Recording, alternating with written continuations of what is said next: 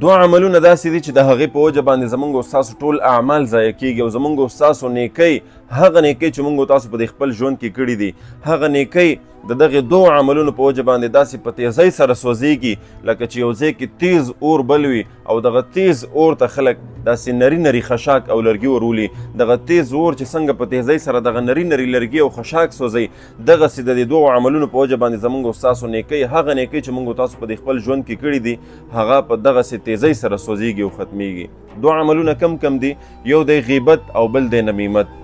غیبت دا دوه عملونه داسې دي چې دا په مونږ او تاسو کې دومره عام دي په هر چا کې دا عملونه موجود دي په مونږ او تاسو ټولو کې خو مونږ او تاسو د دې نه ناخبره یو مونږ او تاسو ته بالکل ګناه نه ښکاري مونږ او تاسو دا غیبت او دغه نمیمت په داسې انداز سره کوو لکه دا چې بالکل یو مباح کار وي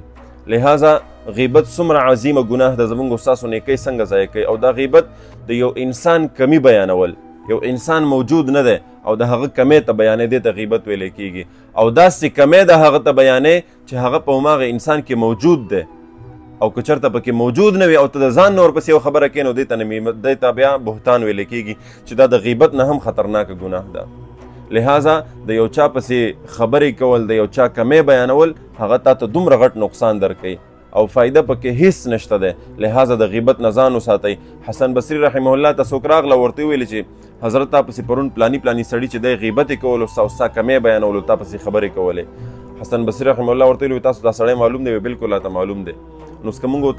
او تاسو به څه کول ورپسې به ورتلو جنګ جګړه او لانجه به جوړېدله خو حسن بصري رحمه الله څه کوي هغه ځان سره تحفې او تحایف واغسته او لاړل هغه سړي ملاقات ته چې لاړ هغه ته دا تحفې ورکړې ورته وایي حضرت دا یې څنګه ماته راوړلې تحفې دې ولې راکړې هغه ورته وایي تا ما سره ډېره غټه نیکي کړې ده وایي ما تا سره کوم ځای کې نیکي کړې ده وایي نه بس تا ما سره نیکي کړې او دا تحفې قبولې کړه وایي تحفې به قبلوم خو ما ته چې وښیې چې ما تا سره څه نیکي کړې ده وایي تا پرون ما پسې غیبت کړی دی دا د هغې په بدله کې ما تا ته درکړه وایي ما در پسې غیبت کړی ته ما ته تحفې راکړې وایي تا ما سره د آخرت ډېره لویه نیکي کړې ده وایي څنګه وایي تا ما پسې غیبت وکړو ستا چې کومې نیکۍ وې ستا چې کوم نیک اعمالو هغه زما عملنامه کې جمع شو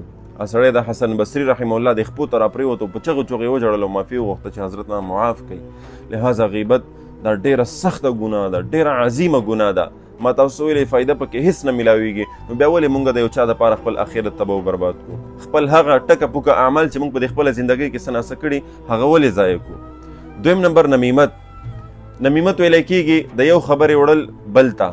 اوس ما سره کېناستې زما خبرې دې راواغستې او د شیطانۍ په تور باندې لاړې بل سره کېناستې او ورسره دې شریکې کړې په دې نیت باندې چې د دې دواړو ترمنځ اختلاف پیدا شي چغلخوري کول نمیمت ویلی کېږي چغلخورۍ ته نو لہذا د دې دواړو ګناهونو نه ځان وساتئ چغلخوري غیبت دا دومره سپکې ګناهونه دي او دومره سپک اعمال دي چې دا انسان د تباهۍ سره مخ کوي په دنیا او آخرت کې په دنیا کې هم د دوه قسمه خلکو ذلت همیشه د هغې مقدر وي او همیشه د ذلت سره مخامخ وي یو د غیبت کوونکي او بل د نمیمت یعنی چغلخورۍ کوونکي الله دې موږ تاسو دواړه د دې دواړو عملونو محفوظ وساتي کوم خلک چې پکې مبتلا دي نو هغې ته زما خواست دی چې زما د دې ویډیو کتو نه پس د دغې عملونو توبه وباسئ او د دې عظیمو ګناهونو نه چې موږ تاسو پوهیږو نه څنګه چې کینسر چې دی چې بدن ته ولګېږي دننه چې بدن دی دا ختموي او ضایع کوي د انسان وجود دغسې دا غیبت او دغه نمیمت دغسې بعضې نور ګناهونه داسې دي چې هغه د انسان ته پته هم نه لګېږي انسان خبر هم نه او هغه چې کم اعمال کړي په خپله زندګۍ کې هغه وسوځئ او د هغې هغه ټول اعمال ضایع کړي دغسې د غیبت په باره کې نور هم داسې راځي چې د قیامت په ورځ به یو سړی راشي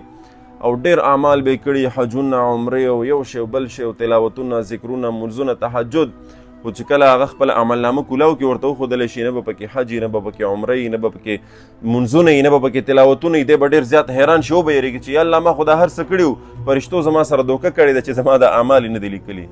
ورته به وویلی شي چې نه تا سره هېڅ دوکه نه ده شوې تا اعمال کړي وو خو ستا عملونه ضایع شوي دي په څه باندې ضایع شوي دي تا غیبت کړی و د بل مسلمان تا نمیمت کړی و تا چغلخوري کړی و تا پلانۍ ګناه کړی و پلانۍ ګناه کړی وه چې د هغې په بدله کې تا نه دغه نیکۍ لاړې ټولې ضایع شوې نن ته دغسې محروم پاتې شوې نو امید ده انشاءالله العظیم چې د دواړو ګناهونو به موږ تاسو ځان ساتو او کم خلک چې پکې مبتلا دي الله دې هغې بچ کړي او راودي باسي او دغه پیغام د نور ملګرو سره شریک کړئ کیدای شي ستاسو د دغه ویډیو شیر کولو په وجه باندې ډېر مسلمانان د دغې ګناه نه راوځي او